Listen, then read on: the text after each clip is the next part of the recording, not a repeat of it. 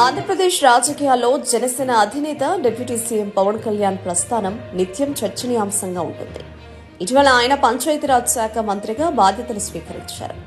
రాష్ట్ర పాలనలో తన పాత్ర, శైలిపై అనేక విమర్శలు, విశ్లేషణలు వెలువడుతున్నాయి. వీటిలో కొన్ని వాస్తవాలు, మరికొన్ని ప్రజల అభిప్రాయాలు మిళితమై ఉన్నాయి. పవన్ కళ్యాణ్ ఎక్కువగా హైదరాబాద్ లోని మాధాపూర్లో ఉంటారు. అమావాస్య తర్వాత పౌర్ణమికి ముందు నెలకు 2 సార్లు మాత్రమే రాష్ట్రానికి వస్తారు అనే వ్యాఖ్యలు వినిపిస్తున్నాయి. రాష్ట్రానికి వచ్చినప్పుడు హెలికాప్టర్లో ప్రయాణిస్తారనే ప్రచారం కూడా ఉంది. ఈ ప్రయాణ శైలి ఆయన వ్యక్తిగతమైనప్పటికీ ప్రజల మధ్య ఉండాల్సిన నాయకుడు ఇంత దూరం ఉండడంపై భిన్నాభిప్రాయాలు వ్యక్తమవుతున్నాయి. ముఖ్యంగా పంచాయతీరాజ్ వంటి క్షేత్రస్థాయి సమస్యలతో కూడిన శాఖకు మంత్రిగా ఉన్నప్పుడు ప్రజలకు మరింత అందుబాటులో ఉండాలని పలువురు సూచిస్తున్నారు. ఆంధ్రప్రదేశ్లో గత 8 నెలల్లో 28 లక్షల మంది జ్వరాలతో బాధపడ్డారని గణాంకాలు చెబుతున్నాయి. ఇది రాష్ట్రంలో నెలకొన్న పారిశుద్ధ్యం, డ్రైనేజీ సమస్యలకు అద్దం పడుతోంది. పారిశుద్ధ్య లోపం, మురికి నీరు నిలిచిపోవడం వంటివి అనేక వ్యాధులకు కారణమవుతున్నాయి. పంచాయతీరాజ్ శాఖ మంత్రిగా పవన్ కళ్యాణ్ ఈ సమస్యలపై ప్రత్యేక దృష్టి సారించాల్సిన అవసరం ఉంది.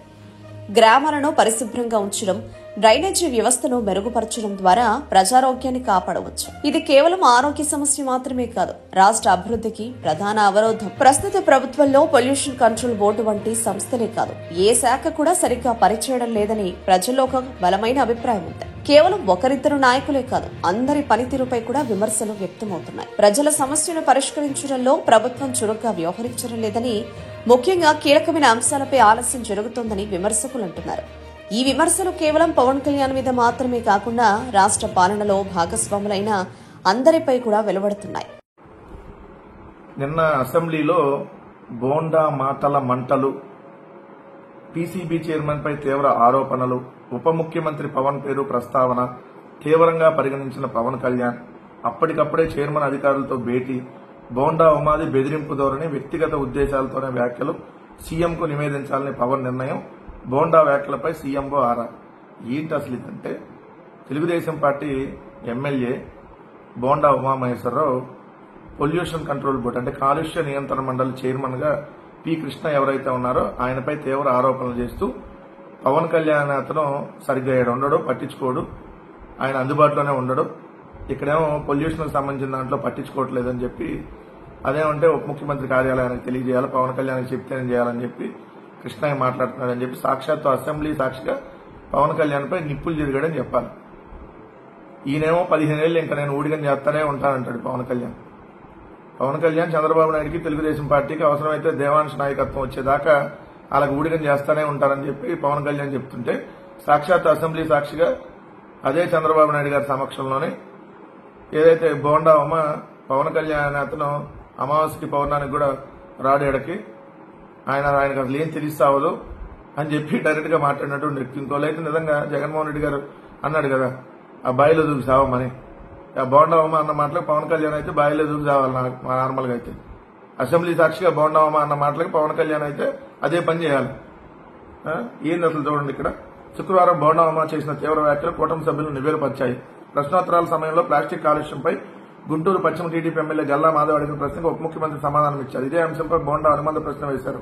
ఈ సందర్భంగా కాలుష్య నియంత్రణ మండలి చైర్మన్ కృష్ణయ్యపై వ్యక్తిగత ఆరోపణలు చేశారు. పవన్ కళ్యాణ్ పేరును కూడా ప్రస్తావించారు. పీసీబీ పనిచేస్తున్నట్టుగా ఎక్కడా కనిపించట్లేదు, అంటే పొల్యూషన్ కంట్రోల్ బోర్డు పనిచేస్తున్నట్టుగా అసలు ఎక్కడా కనిపించట్లేదు. ఏదైనా రిప్రజెంటేషన్ ఇవ్వడానికి చైర్మన్ వద్దకు వెళ్తే ఉప ముఖ్యమంత్రి పేరు చెబుతున్నారు, డిప్యూటీ సీఎం చేయొద్దన్నారని, ఆయన ఆఫీస్ నుంచి మాకు చెప్పాలని అంటున్నారు.